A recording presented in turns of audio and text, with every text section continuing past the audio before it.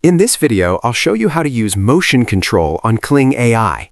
First, log into your Kling AI account and go to the Video tab. From there, select the Motion Control feature. This is available on Kling 2.6 and 3.0. Now you need two things to make this work. The first is a driving video, which contains the movement or action you want your character to perform. The second is a character image, which is the static image of the person or character you want to animate.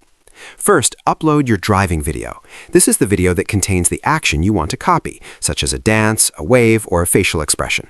If you do not have a driving video, you can also choose one from Kling's built-in motion library.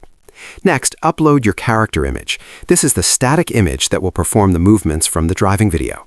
Make sure the framing of your image matches the driving video. If the driving video shows a full body dance, use a full body image of your character.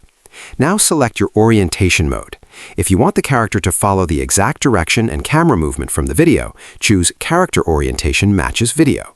If you want the character to keep their original pose and direction from the image while still performing the actions, choose Character Orientation Matches Image. Now write your prompt. Focus on describing the atmosphere, lighting, background, and style. You do not need to describe the action, since the driving video already handles that. Once everything is set, click Generate and wait for your video to process. That is how you do it.